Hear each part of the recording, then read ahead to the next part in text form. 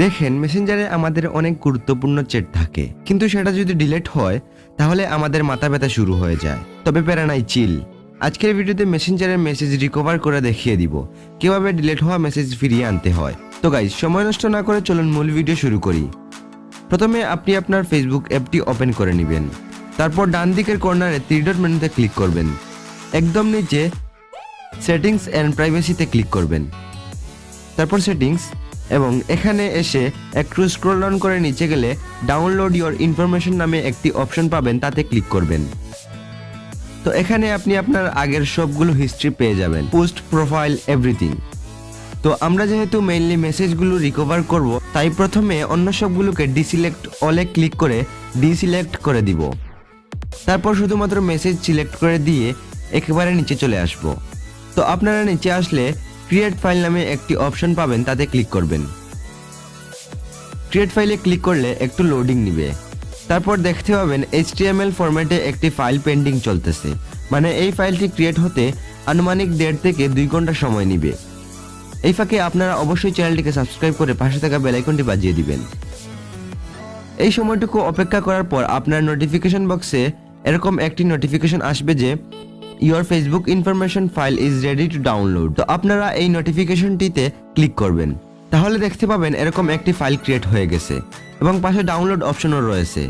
আমার ক্ষেত্রে এটি 697 MB ফাইল ক্রিয়েট হয়েছে, আপনার ক্ষেত্রে আরও কম বা বেশিও হতে পারে।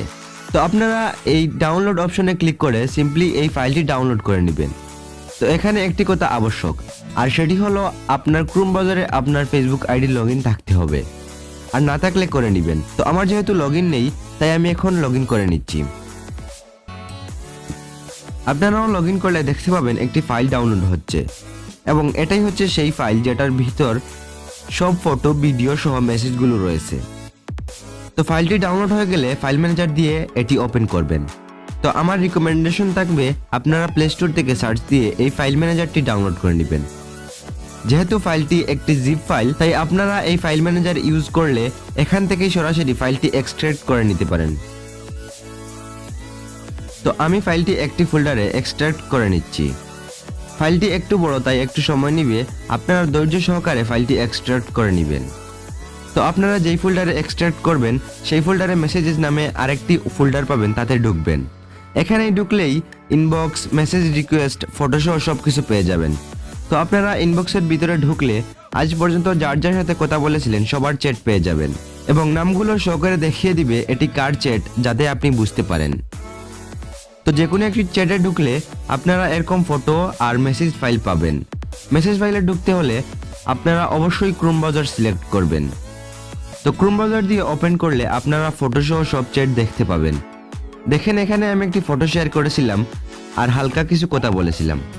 তো আপনাদের জানিয়ে রাখা ভালো, এটা কিন্তু অনেক আগের চ্যাট, যেটা ডিলিট হয়ে গেছে, কিন্তু বর্তমানে এটি আমি দেখতে পাচ্ছি।